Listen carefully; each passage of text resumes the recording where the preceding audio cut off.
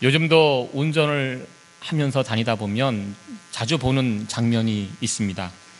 자신의 어려운 상황을 종이에 적어서 누군가에게 보여주면서 도움을 구하는 사람들의 모습을 본 적이 있습니다. 나는 직장을 잃었습니다.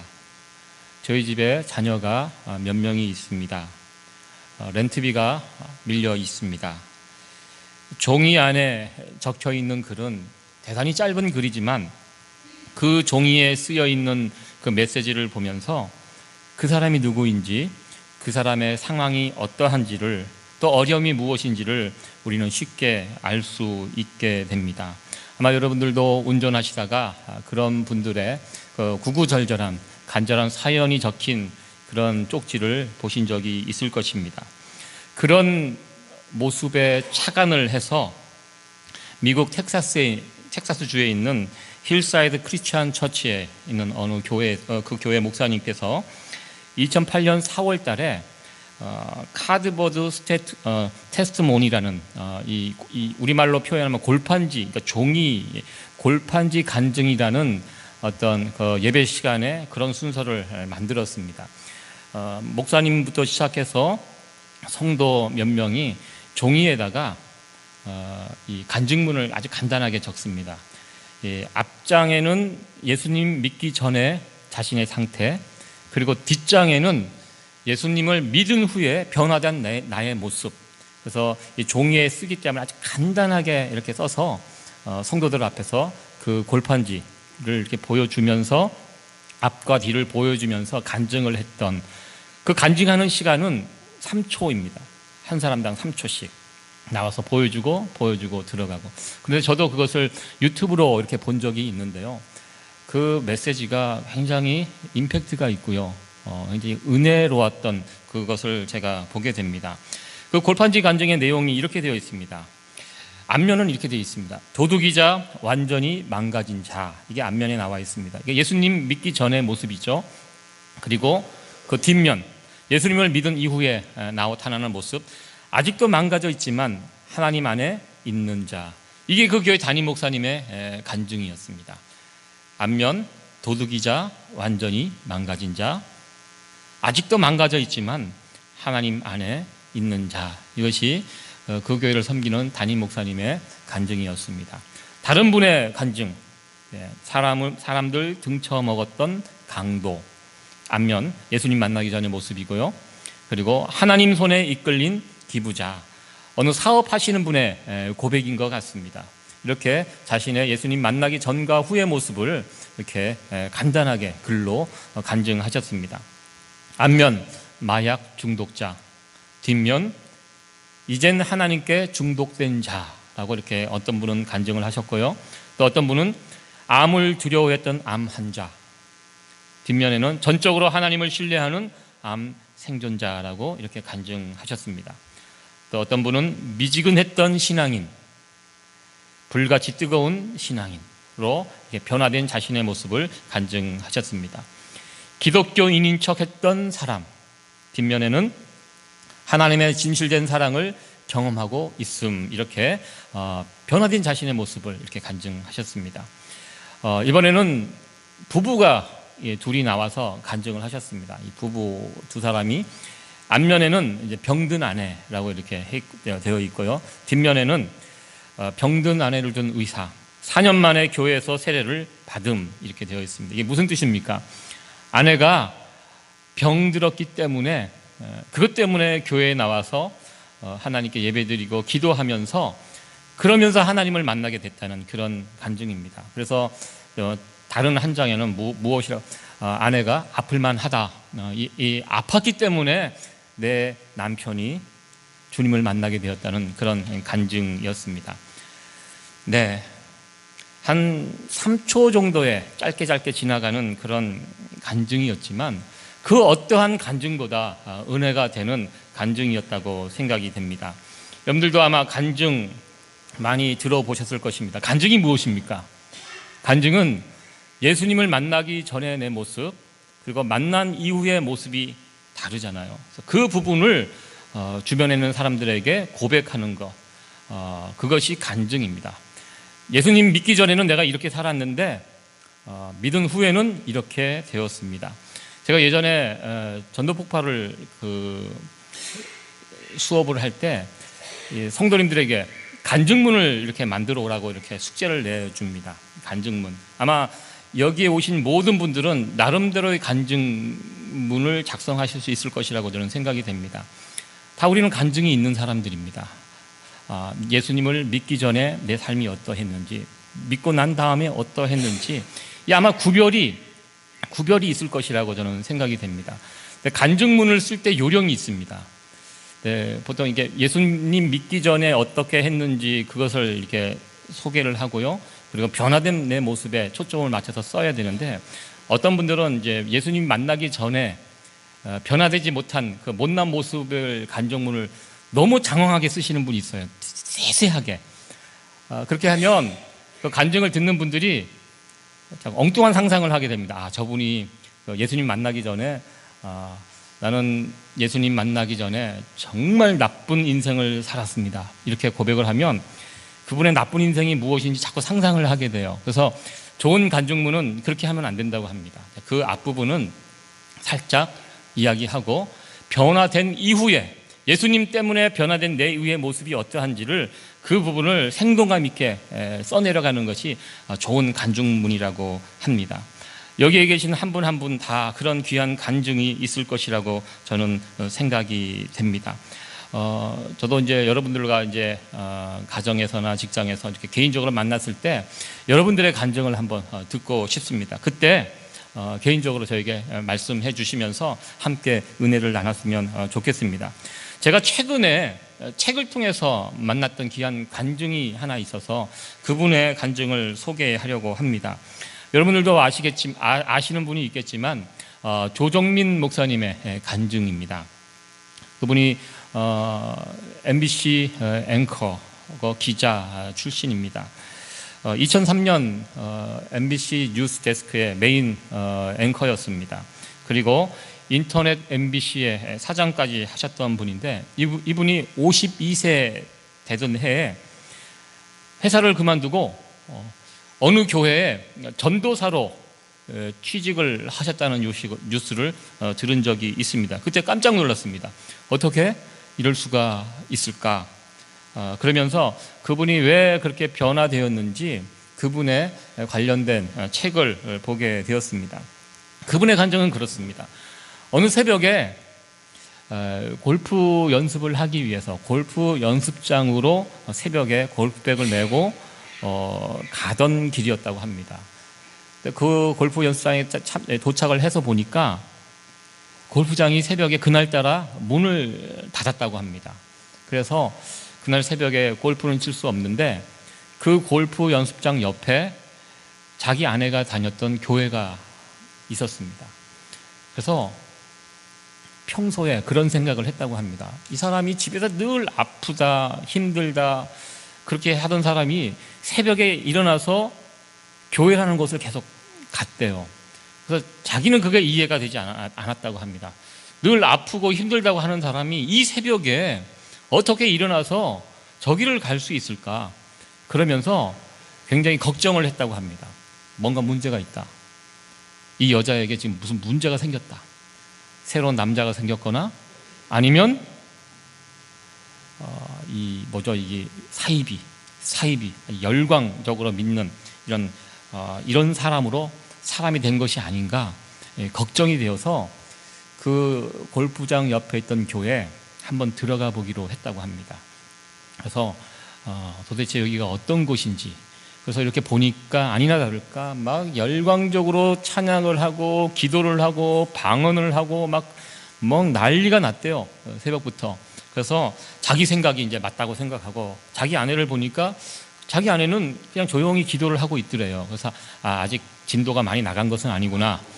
그러면서 내가 가서 저 여자를 구해내야 되겠다.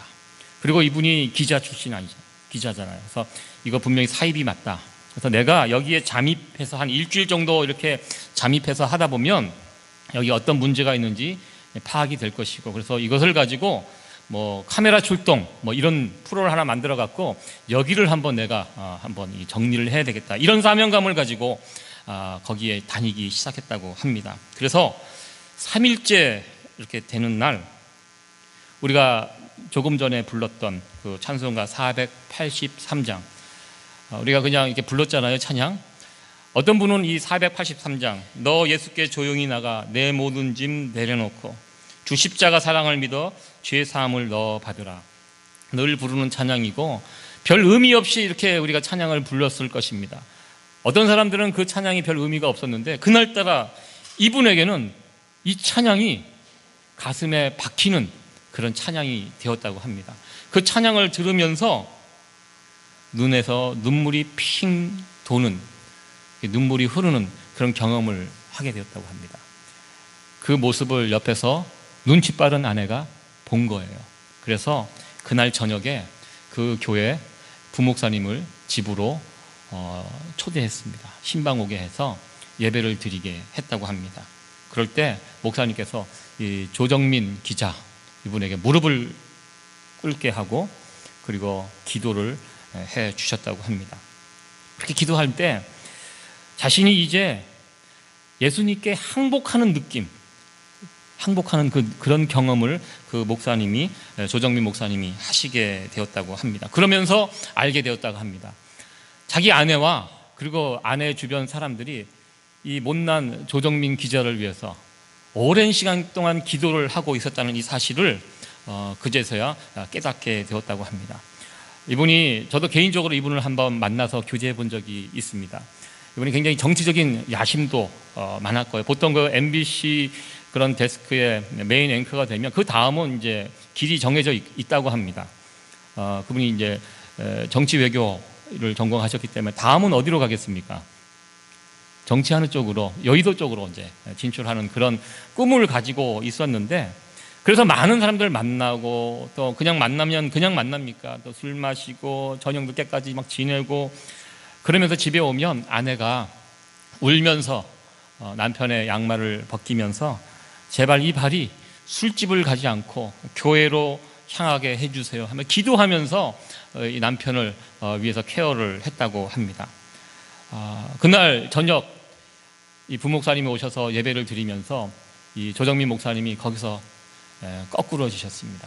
그리고 예수님을 영접하게 되었고, 그러면서 자신의 삶을 돌아보니까 그동안 내가 정말 소중하게 생각했던 거, 늘 쫓으면서 생활했던 이 모든 것들이 부끄럽게 느껴지기 시작했다고 합니다. 특별히 이 기자이기 때문에 세상을 굉장히 비판적인 눈으로 바라봅니다.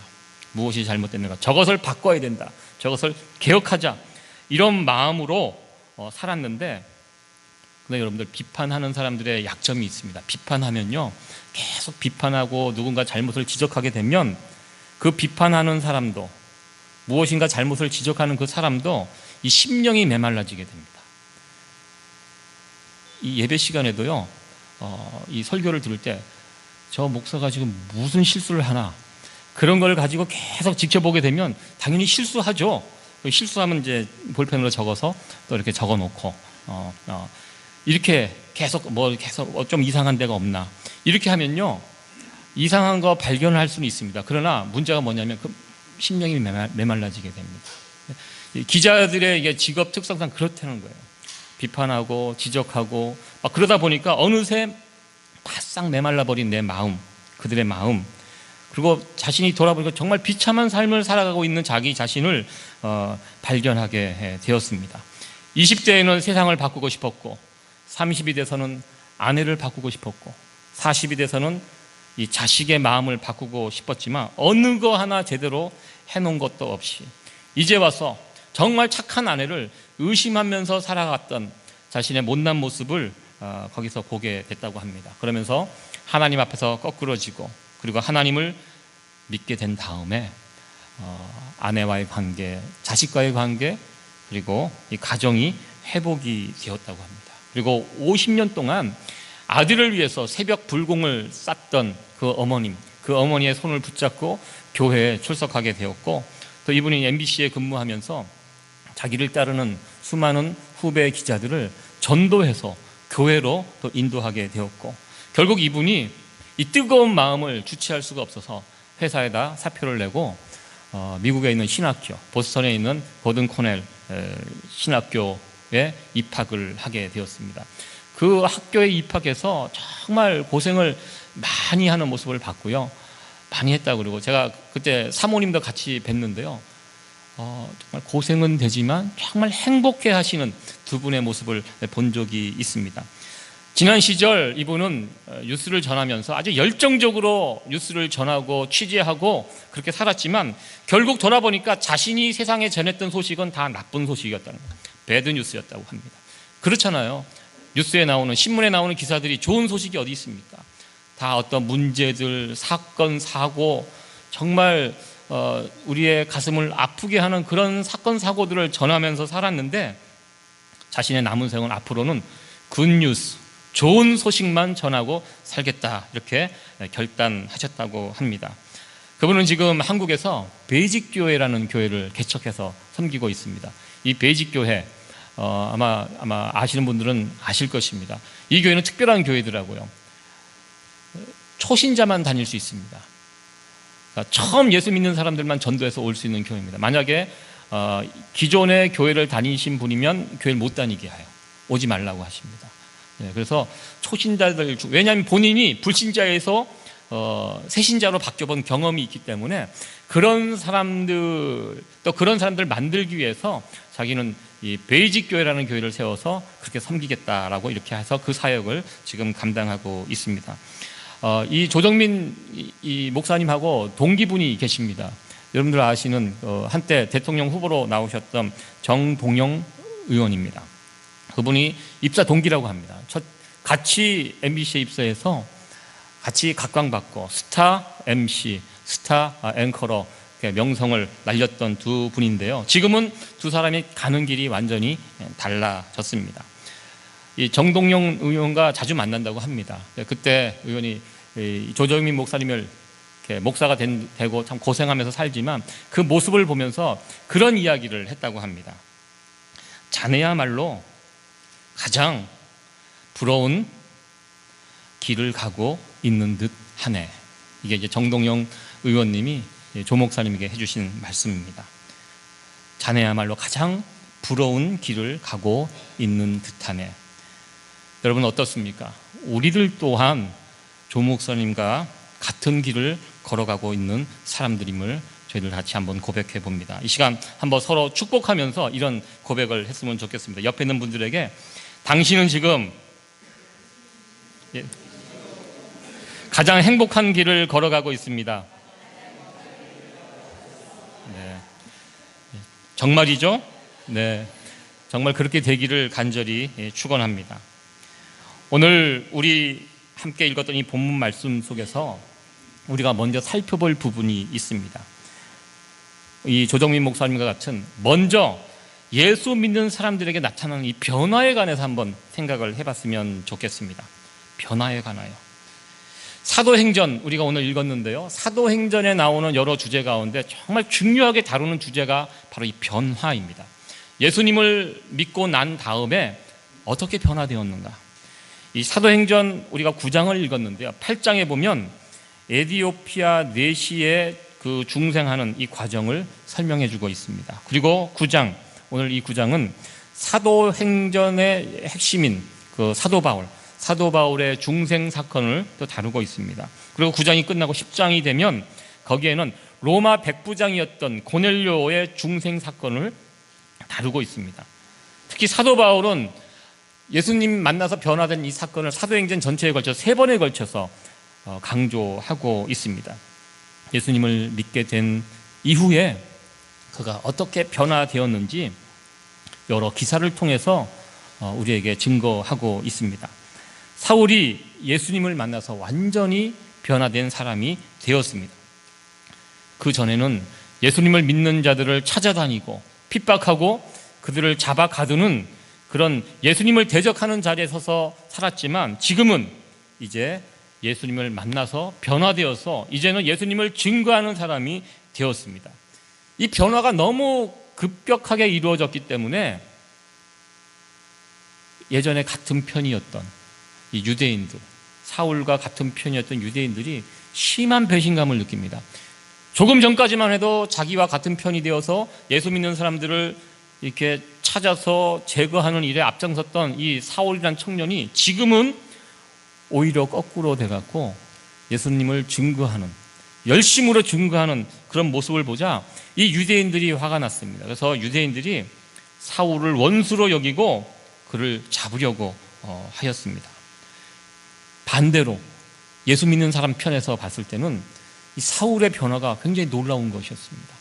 보니까 진짜로 변한 거예요. 사울이 정말 예전에는 우리를 예수 믿는 사람들을 잡아서 괴롭혔던 사람인데 지금은 완전히 바뀌어서 예수 믿는 사람들 그 누구보다 앞장서서 증거하는 것들을 가까이에 있는 사람들이, 특별히 다메섹에 살고 있는 사람들이 그것을 보게 됩니다.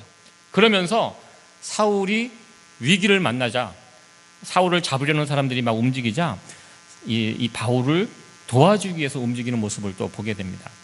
25절 우리가 읽었던 그 말씀에 보면 그의 제자들이 밤에 광주리에 사울을 담아 성에서 달아 내리니라. 무엇이냐면 사울이 도망갈 수 있도록, 목숨을 노리는 사람들이 사울을 잡으러 다닐 때 사울이 무사히 그것을 빠져나갈 수 있도록 주변에 있는 사람들이 사울을 도와주는 모습을 보게 됩니다. 이 모습 속에 여러 가지가 담겨 있는데요, 먼저 기억해야 될 것은 사울의 변화가 진짜였다는 것입니다. 진짜 저 사람이 바뀌었구나, 그래서 우리 편이구나, 그래서 사울 주변에 있는 사람들이 위기에 빠진 사울을 도와주는 이 모습을 우리에게 보여주고 있습니다. 예수님을 믿으면 이런 극적인 변화가 나타난다는 것입니다. 많은 사람들이 그런 얘기합니다. 사람은 변하지 않는다. 한번 정해진 사람, 여러분들 어떻게 생각하십니까? 사람이 변합니까? 변하지 않습니까? 안 변하는 것 같은데 제가 변한다고 얘기하니까 그 얘기는 하긴 힘들고, 그렇죠? 예, 저도 사람이 좀처럼 변하지 않는 것은 어느 정도 일리가 있습니다. 그러나 예수 믿는 사람들은 변한다는 것입니다. 그리고 변해야 됩니다. 변함이 없다면, 내가 예수님을 오래 믿었습니다. 10년, 20년, 30년 평생 내가 예수님을 믿었는데 나에게 아무런 변화가 없다면, 내가 그것도 느끼지 못하고 내 주변 사람들도 느끼지 못하고 어떠한 임팩트도 주지 못한다면 우리의 믿음, 우리의 신앙이 문제가 있다는 것입니다. 진짜 예수님을 믿는 사람인지 아닌지 우리가 심각하게 고민을 해봐야 된다는 것입니다. 나는 진정으로 예수님으로 인하여 거듭난 신자인가? 내가 거듭났다는 이 사실을 누가 알고 있을까요? 먼저 하나님이 알고 계십니다. 그리고 누가 알고 있죠? 내가 알고 있습니다. 그리고 내 가까이 있는 사람들이 안다는 것입니다. 내 친지들, 내 가족들이 이 사실을 안다는 것입니다. 아무도 모른다, 이럴 수가 없어요. 다 안다는 것입니다. 이 미국에서는 그런 경우가 없어요. 미국에 있는 이민교회는 우리가 속속들이 다 알아요. 그러나 한국 교회, 특별히 한국에 있는 대형 교회들은 그런 일들이 종종 있다고 합니다. 한국에 있는 대형 교회, 몇천 명이 모이는 대형 교회, 이게 좀 장점 아닌 장점이 있습니다. 그게 무엇이냐면 익명성이 보장이 돼요. 내 옆에 있는 사람이 누군지 몰라요. 너무 많기 때문에, 너무나 많은 사람이 예배드리고 너무나 많은 사람들이 예배 시간에 맞춰서 또 쓸려 나가기 때문에 옆에 이렇게 어느 구역이나 어떤 목적으로 모이는 모임 외에는 그냥 내 옆에서 예배드린 사람이 어떤 사람인지 몰라요. 그러다가 어떤 일이 벌어지냐면 가끔 그런 일이 벌어진다고 합니다. 그 교회에서 자기가 다니는 회사의 직장 동료들을 만나고 또 특별히 과장님, 부장님, 직장 상사를 만나는 경우가 있다고 합니다. 만나게 되면 서로 깜짝 놀래요. 아니, 교회 다니셨어요? 네. 이게 굉장히 슬픈 이야기입니다. 교회 다니는지를 모르고 있었던 거예요. 같은 직장에 다니면서도 저 사람이 교회를 다니는 사람인지 아닌지를 몰랐다는 거. 그런데 이게 모를 수 있습니까? 예수 믿으면? 저는요, 제 자랑 같아서 이런 얘기하기가 그렇지만 미장원 가서 머리만 잘라도 이 학생 미장원에 계신 분들은 신기한 능력이 있는 것 같아요. 누군지 알아요. 목사님이시죠? 그래서 어떻게 아세요? 했더니 목사님처럼 생겼대요. 그래서 굉장히 저는 감사해요. 그런 이야기 할 때마다. 네, 그래서 그렇구나. 내가 목사처럼 생겼구나. 참 감사하다. 이렇게 합니다. 이게 몰랐다는 게 이게 참 신기한 거예요. 근데 그런 일들이 벌어진다고 합니다. 내가 예수님을 만나서 내가 이렇게 변화되었다.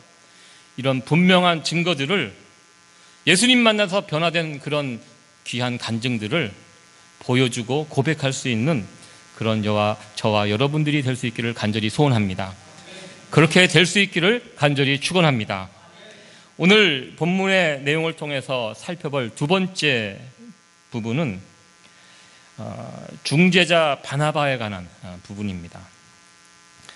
사도 바울이 예수님 만나서 변화되었다는 이 사실을 그 당시 다메섹에 있었던 그리스도인들은 알고 있었습니다.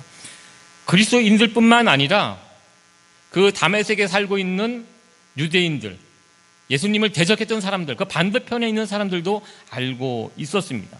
이 사실을 그 지역에 있는 사람들은 알고 있었습니다. 그러나 예루살렘에 살고 있었던 그리스도인들은 이 사실, 이 소문에 대해서 확신을 가질 수가 없었습니다.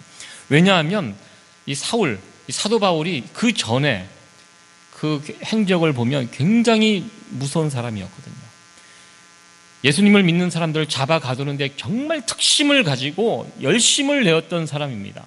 이 사람 때문에, 사도 바울 때문에 얼마나 많은 사람들이 옥에 갇히고 이것 때문에 고난을 당하고 그 소문이 쫙 퍼져 있었어요.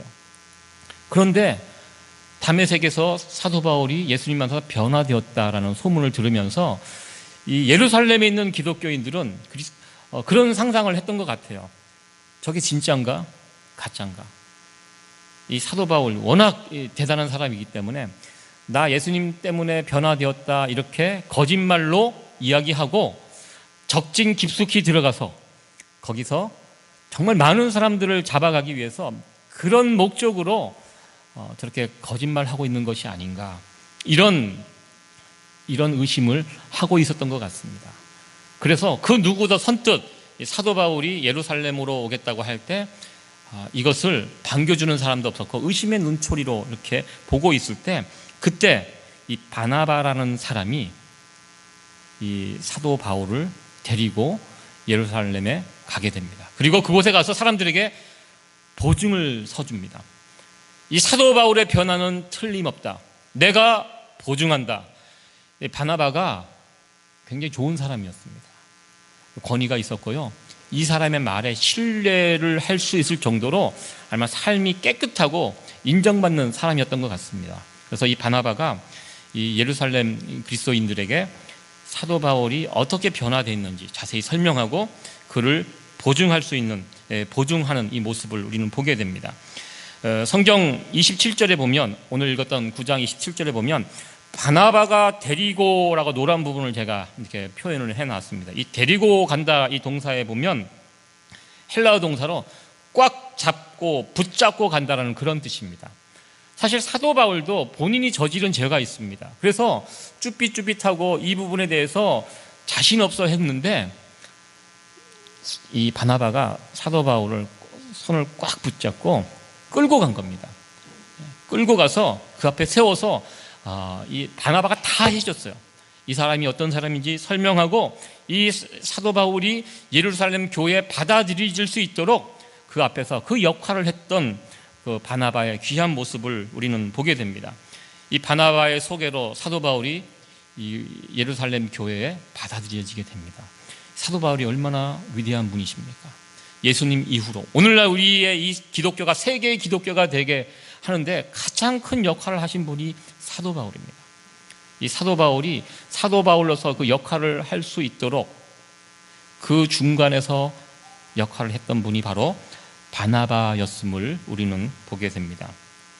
대적자 사울에서 전도자 사도 바울로 이렇게 변화되는 이 모습 속에 보면 9장 10절에 보면 거기에 또 보면 아나니아라는 사람이 나옵니다. 사도 바울이 갑자기 강한 빛을 쐬고 시력을 잃어버리게 됩니다. 그래서 집에 있을 때 그 누구도 사도 바울 가까이 갈 수 없을 때 아나니아가 그곳에 방문해서 사도 바울을 고쳐주고 그가 다시 세워질 수 있도록 했던 사람, 이 아나니아. 어떻게 보면 사도 바울이 사도로서 또 그리스도의 전도자로서 세워져 가는데 이 아나니아 그리고 바나바의 이와 같은 중재자의 역할들이 있었음을 우리는 보게 됩니다. 저는 이 모습을 보면서 우리의 역할을 한번 생각해 보았습니다. 우리들도 이 아나니아 그리고 바나바와 같은 중재자의 역할을 잘 감당할 수 있는 그런 자들이 되었으면 좋겠다 이렇게 생각을 해 보았습니다. 의혹을 풀어주고 문제를 해결해주고 이곳과 저곳을 연결해 줄 수 있는 그런 다리를 놓아줄 수 있는 그런 사람들이 됐으면 참 좋겠습니다. 이런 사람들을 가리켜 피스메이커라고 합니다. 어려운 곳에 가서 그 문제를 해결하고 양쪽의 문제를 정리해서 다시 화평케 하는 이런 역할, 정말 귀한 역할이고요. 이 바나바는 이런 역할을 했던 사람입니다. 그 반대의 경우도 많이 있습니다. 어떻게 보면 별 문제가 아니에요. 어떻게 보면.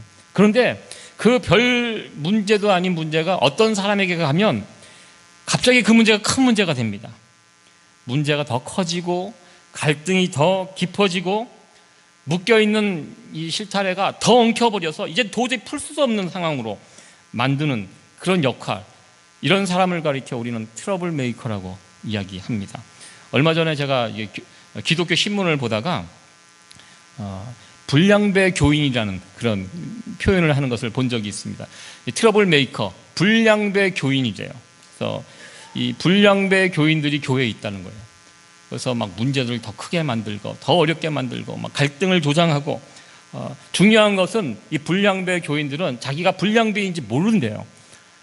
혹시 여러분들 당신 불량배라고 가서 이야기하지는 마십시오. 제가 보기에는 우리 세이비어 교회는 불량배 교인은 없는 것 같습니다. 예, 너무 감사한데요. 여러분들 우리가 딱 나타나면 문제가 사그라들고 갈등이 풀려지고 서로 화해가 되고 웃음꽃이 피어나고 분위기가 따뜻해지고 우리가 딱 나타나면 그런 모습이 되었으면 참 좋겠습니다. 그와 같은 피스메이커의 역할을 감당할 수 있는 그런 저와 여러분들이 됐으면 참 좋겠습니다. 중간에서 다리를 놓는 사람의 역할이 참 중요함을 저는 깨닫게 됩니다. 늘 그렇잖아요. 세상 일이 다 그래요. 중간에서 어떻게 하느냐에 따라서 이 문제가 커지기도 하고 작아들기도 합니다. 큰 불이 났을 때 그 불을 끄는 사람이 있습니다. 근데 어떤 분은요, 불이 다 꺼졌어요. 그런데 거기에 가서 꺼진 불을 다시 살려갖고 큰 불로, 이것도 저는 능력이라고 생각합니다. 이거 아무나 못합니다. 예. 저는 이 살린다는 것이 좋은 의미는 아니에요. 여기선. 예. 우리는 바나바와 같이 이 피스메이커의 역할을 잘 감당할 수 있는 그런 성도들이 될 수 있기를 간절히 축원합니다. 마지막 세 번째 이 본문을 통해서 살펴볼 것은 이 31절 말씀인데요. 우리 31절 말씀 같이 한번 읽어보도록 하겠습니다. 그리하여 온 유대와 갈릴리아 사마리아 교회가 평안하여 든든히 서가고 주를 경외함과 성령의 위로로 진행하여 수가 더 많아지니라. 아멘. 그리하여라는 단어입니다. 그리하여 무슨 뜻입니까? 이 그리하여는 이 사도행전 앞장 8장 9장에 있는 모든 사건 사고를 다 종합하는 그런 말입니다. 8장부터 어떤 일이 있었습니까? 스데반의 순교로 인하여 예루살렘 교회 본격적인 박해가 시작이 됐습니다. 그러면서 스데반이 순교함으로 교회가 흩어지기 시작합니다. 이 박해를 피해서 예루살렘에 있는 사람들이, 그리스도인들이 흩어지게 됩니다. 그렇게 해서 이제 8장이 시작이 되는데요. 나중에 지켜보니까 이 핍박이 오고 위협과 어려움이 왔을 때 교회가 이게 쪼그러든 것이 아니라 나중에 보니까 이 일을 통해서 오히려 진정한 부흥의 역사가 왔다는 이 결론에 이르게 된다는 것입니다. 사도행전 저자는 교회가 평안하여 견고히 되었다라고 이렇게 기록을 하고 있습니다. 이것은 박해와 어려움 이런 것이 없는 평안이 아니라 이런 것이 여전히 있습니다. 여전히 그 안에 박해가 있고 어려움이 있고 위협이 있지만, 그렇지만 그러한 가운데 하나님의 교회가 더욱더 평안함을 누리고 든든히 세워졌다는 참 놀라운 말씀을 사도행전에서 하고 있습니다. 저는 이 말씀을 보면서 우리 세이비어 교회 위에도 이와 같은 축복의 말씀이 임하기를 간절히 소원해 봅니다. 환난과 핍박을 받는 모든 교회가 평안하고 견고히 된다는 말은 아닙니다. 자동적으로 그렇게 되는 것은 결코 아닙니다. 환난과 핍박 속에서 교회의 평안함과 견고함을 유지하기 위해서는 오늘 주신 이 말씀과 같이 우리가 예수님을 믿는 사람이라는 이 증거들, 내가 예수 믿고 변화되었다는 이 증거들을 우리의 가까운 주변 사람들에게, 그리고 세상 사람들에게 보여줄 수 있어야 한다는 것입니다. 그렇게 될 때 그 교회는 견고하게 되고 평안함을 유지할 수 있다는 것입니다. 여러분들은 예수님을 믿은 그 일에, 지금 내가 예수님을 믿는 이 일을 주변에 가까운 사람들에게 인정을 받고 계십니까? 특별히 가족에게 인정을 받고 계십니까? 저는 특별히 두렵고 떨리는 마음으로 가족들 앞에 쓸 때가 있습니다. 특별히 저는 목회자입니다. 목회자이기 때문에 그래도 저는 제 아내는 저를 이해해 줍니다. 좀 허점을 보이고 실수를 해도 제 아내는 저를 용납해 줍니다. 저는 그렇다고 저는 믿습니다. 그러나 자녀들은 좀 다른 것 같아요. 아내하고 자녀는 좀 다른 것 같아요. 자녀들 앞에서 참 제가 조심하려고 합니다. 어떨 때는 아이들 앞에 눈치가 보일 때도 있습니다. 내가 목회자로 특별히 사람들 앞에서보다 내 자녀들 앞에서 정말 제대로 서 있는지, 내가 제 아이들에게 예수 믿는 사람으로 인정을 저 아이들에게 좀 받고 싶은 그런 욕심도 저에게는 있습니다. 얼마 전 우리 총신 선배님들, 그리고 총신 모임이 있어서 그 모임에 뉴욕에 올라와서 처음으로 참석을 한 적이 있습니다. 그때 어느 선배 목사님의 간증 아닌 간증을 이렇게 들었는데요. 그분께서 이제 이 뉴욕 지역에 사역을 하신 지 꽤 되셨는데, 일반 이런 교회를 섬기시는 것이 아니라 어떤 쉘터를 운영을 하신다고 하셨습니다. 그러니까 굉장히 노숙자들, 그리고 갈 데 없는 사람들, 그곳에 와서 다시 힘을 회복하고 또 새로운 직장을 잡아서 이렇게 갱생하는 그런 사역을 오랫동안 하셨다고 합니다. 그러면서 그 사역을 하면서 사실 그게 힘든 사역입니다. 사람들이 계속 머물러 있는 것이 아니라 자꾸 떠나가거든요. 왔다가 가고. 그러다 보니까 자기 동기들은 어느 교회에 이렇게 막 화려하게 교인들도 많고 정말, 그런데 이 사역을 하면서 열매도 안 보이고 사람들 변화되는 모습도 없고, 그리고 그 생각을 하면 힘도 빠지고 외롭고 좀 이렇게 낙심도 되고, 그렇게 이제 사역을 하시지만 포기하지 않고 꾸준히 이렇게 해 오셨다고 합니다. 최근에 집에 있는 이제 막내 아들이 대학을 졸업했는지 대학원을 졸업했는지 그 예식에 참석해서 갔다 왔는데, 아들이 그런 이야기를 했다고 합니다. 아버지 그동안 수고 많으셨습니다. 아버지 하고 계신 그 일이 정말 귀한 일이에요. 아버지 보세요. 아버지 그 쉘터 섬기는 스쳐 지나간 사람들이 얼마나 많냐고. 그동안 수천 명이 그 길을 지나간 거예요. 그분들을 사랑으로 섬기고 또 그분들에게 복음을 증거하고 그러면서 이 귀한 일들을 감당하셨는데, 저는 아버지 생각하면 자랑스러워요. 너무 감사해요. 이렇게 아들이 이야기를 했다고 합니다. 이 이야기를 들으면서 이 목사님이 속으로는 울었대요. 네, 아이 앞에서는 울 수가 없어서 그냥 말았는데 너무 기뻤대요. 비록 사역의 열매는 적고 세상 사람들 보기에는 화려한 것 같지 않지만 그래도 내 자식이 나의 이 사역을 인정해 주는구나, 나를 목사로서 받아주는구나, 이 생각을 하니까 참 기분이 좋았다, 이런 고백을 하셨는데요. 그 간증을 들으면서 전 개인적으로 참 부러웠습니다. 다른 어떤 목사님보다 부러웠습니다. 자식에게 인정받는 목회자, 나도 그랬으면 참 좋겠다라는 그런 생각을 해보았습니다. 우리의 자녀들이 다 자란 다음에, 다 큰 후에 우리 부모님을 생각할 때 그런 고백을 했으면 좋겠습니다. 나의 부모님은 진짜야. 우리 엄마 아빠는 정말 진짜 신앙인이야. 나도 엄마처럼, 나도 아버지처럼 그렇게 예수를 믿고 싶다. 이런 귀한 고백을 우리가 우리의 자녀들로부터 들을 수 있다면 우리는 성공한 인생을 살았다고 이렇게 말할 수 있을 것이라고 생각해 봅니다. 말씀을 정리하도록 하겠습니다. 우리 모두 예수님을 믿고 변화되는 모습을 보여줄 수 있기를 간절히 소원합니다. 교회 안에서 그리고 교회 밖에서도 우리가 예수님으로 인하여 변화된 그 모습을 보여줄 수 있을 때 교회는 평안해지고 또 든든히 세워져 갈 수 있습니다.